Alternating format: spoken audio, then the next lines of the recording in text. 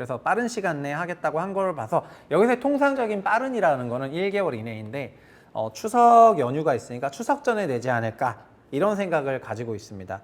추석 전에 어떤 공급 정책을 내면서 이제 부동산 관련해서 여러 가지 두런두런 가족끼리 모여가지고 너는 왜 집을 안 사니? 뭐 아빠 뭐 내가 집을 어떻게 사요? 뭐 내가 집 사려면 돈 좀 주세요. 뭐 이런 서로 가족 간에 굉장히 거친 대화가 오고 갈 수 있는 그런 이제 공급 정책.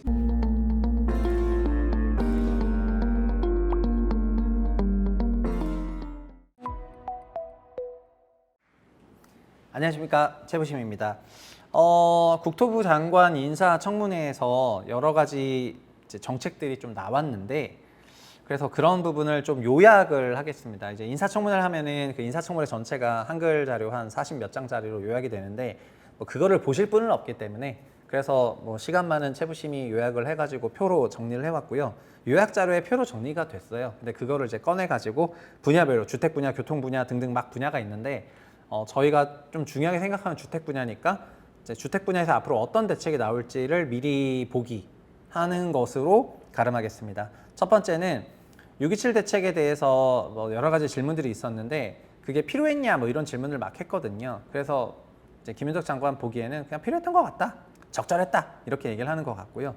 그 다음에 6.27이 수요 억제에서는 성공했지만은 공급을 이제 하겠다 이런 원론적인 발언을 했습니다. 두 번째는 집값이 그럼 왜 올랐냐 이런 질문을 했는데 그거에 대해서는 저금리 등 유동성이 풀리고 그 다음에 공급 부족이 원인이라고 생각한다 이렇게 얘기를 했습니다. 그리고 김윤혜 의원을 포함해서 여러 사람이 물어봤는데 6.27로 막 버팀목까지 규제하고 정책 대출 규제하고 막 그런 거 문제 아니냐 했더니 정책 대출이 너무 과하게 나가가지고 그런 부분으로 부동산 시장 이제 과열을 만들어낸 거다 보니까 6.27을 통해서 그런 부분을 이제 좀 잡았다라고 얘기를 하는 거고요. 그리고 제초안 지금 서울에 있는 5분위 4분위 고가 라인에서는 제초안이 매우 예민하거든요. 그 매우 예민한 그런 제초안에 대해서 이거를 이제 폐지하려고 하는 게 지금 야당인데 그거 폐지에 대해서 막 물어보니까 그냥 국회에서 논의하는 거를 보고 지켜보겠다라고 했고요. 이제 국회로 넘겼는데 국회는 제초안을 이미 여야가 합의했기 때문에 제초안을 지금 폐지할 가능성은 현재는 낮아 보인다라고 저는 말씀을 드리고 싶습니다.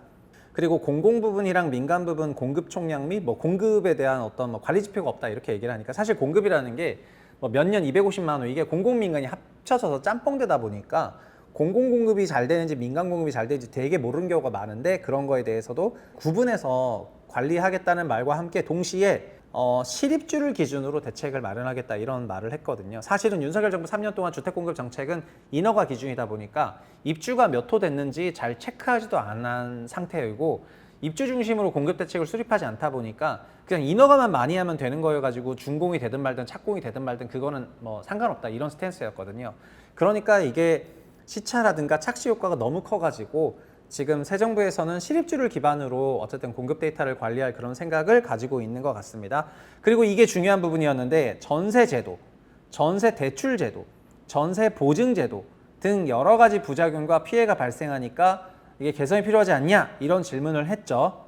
그랬더니 전세 보증 제도에 대해서는 이제 또 TF를 만들어 가지고 검토하고 논의하겠다 이런 얘기를 했습니다. 전세 보증을 지금 하고 있는 주택도시보증공사가 거의 사실상 뭐 민간 기업이었으면 벌써 상장 폐지됐어. 벌써 상장 폐지됐는데 공공이다 보니까 유지가 되고 있는 거잖아요. 3년 누적으로 한 8조 손실을 봤기 때문에. 근데 그거를 더 이상 수행할 수 없는 상황이다 보니까 이런 전세에 대한 TF를 만들어 가지고 국토부 차원에서도 추가적인 어떤 대책을 낼 거라고 계획하고 있다. 그런 상황입니다. 그리고 공급에 대해서도 로드맵을 가지고 내겠다 이런 게 있었고요. 그리고 대통령 지시였던 유휴부지 고밀도 개발하라 이런 것도 새로운 공급 부지를 물색하고 있고 그리고 공급 정책 구체화를 위해서 적극 행정을 하겠다 이런 얘기를 했습니다. 어쨌든 그러니까 새로운 신도시가 아니지만은 새로운 공급 부지를 찾아내 가지고 거기서 로드맵을 마련해 가지고 이제 공급을 하겠다는 그런 생각인 것 같습니다. 근데 그런 부동산 공급 대책이 8월까지 나오냐 하니까 이 인사청문회는 7월 말에 했잖아요. 그래서 빠른 시간 내에 하겠다고 한 걸 봐서 여기서 통상적인 빠른이라는 거는 1개월 이내인데 추석 연휴가 있으니까 추석 전에 내지 않을까 이런 생각을 가지고 있습니다.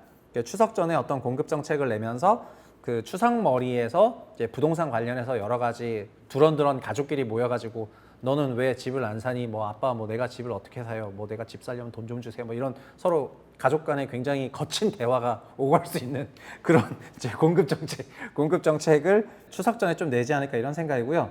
그 다음에 다른 구체적인 부분은 공공리츠라든가 아니면 전세 사기 피해자 정비사업 촉진을 위해서 용적률 상향하는 거 이런 거는 그런 거는 그냥 원칙적으로 답변을 했고요. 외국인 부동산 구입 이거 요즘에 젊은 분들이 여기 좀 많이 꽂혀 있는 것 같은데 외국인이 주택 구매하면서 우리 국민에게 피해를 주는 역차별 문제가 발생하면은 그거를 관련 대책을 마련하겠다 이렇게 얘기를 했고요. 사실 외국인이 뭐 많이 구입을 한다기보다는 외국인 별로 구입을 안 해요. 그리고 우리나라에 사는 외국인도 많아. 벌써 300만 명 정도 살고 있으니까요. 그들이 비율로 보면은 매매 거래에서 한 2% 정도, 그다음에 자가 기준으로 보면은 한 1점 몇 %가 상식인데 지금 외국인 매매 거래는 그 정도 레벨이거든요. 누가 봐도 보편적인 레벨인데 한국 사람들 기준에서는 막 6억 제한이 생겼는데 외국인은 그런 게 없으면 역차별 논란이 나오는 거고 그래서 이런 게 최근에 부각이 된 것 같습니다. 그런데 투자 목적으로 외국인이 시세 왜곡 목적으로 소위 뭐 X에서 돌아다니는 그런 데서 얘기하는 것처럼 막 중국인이 한국에 있는 청년들의 멘탈리티를 털어먹기 위해 가지고 마포를 신고가로 체결하고 막 이런 방식을 한다는 그런 부분에 대해서는 투자 목적으로 매입하는 거는 조금 막아야 되는 게 필요하니까 실거주 의무화를 전제로 외국인이 주택 구입을 할 수 있는 방식으로 제도가 바뀔 것 같습니다. 그리고 기본주택이라든가 국토보유세 같은 20대 대통령 선거 3년 전 그거에 대한 그런 입장도 얘기했는데 기본주택에 대한 지향점에 대해서 공감했고 어떤 내용으로 신청할지는 구체적으로 마련해 보겠다 이렇게 얘기를 했고요. 저는 도심 내 유일부지 집중 공급이나 박근혜 정부 때 썼던 기업형 임대주택 같은 그런 것들을 광범위하게 활성화시키면은 그런 거를 공공이 운영을 하면 사실상 그게 기본주택이라고 생각을 하고 있는데 김은덕 장관 후보자의 인사청문회를 보면서 그가 전세보증제도에 대해서 손을 보겠다고 한 거 TF를 만들어 가지고 그런 부분이 조금 귀에 많이 들어왔고요. 공급대책은 어쨌든 뭐 공급부서니까 공급대책을 낼 거는 자명했는데 공급에 대한 그런 방향성도 어느 정도 가이드라인이 나와 있잖아요. 그래서 추석 전에 공급대책이 좀 빨리 나오고 지금 뭐가 문제냐면은 숫자가 한 번도 나온 적이 없거든요. 그러니까 얼마를 하겠다는 게 지금까지 나온 적이 한 번도 없어요. 이재명 정부에서는. 그거가 이번 국토부에서는 그 숫자가 좀 나와야 되지 않나 이런 생각이고 그 숫자가 얼마인지에 따라 가지고 시장은 여러 가지 다양한 그런 생각을 할 것 같습니다. 그래서 이것도 이제 장관 이제 인선되고 하면은 인사청문회도 끝났으니까 결국은 이제 강요회의도 들어가고 하시게 될 텐데 그러면은 이제 정책을 빨리 내주시기를 바라는 그런 마음이고요. 어쨌든 국토부의 차후 대책을 기대해 보도록 하겠습니다. 전세에 대해서도 손을 보겠다고 한 부분이 굉장히 인상 깊은 그런 인터뷰였습니다. 감사합니다.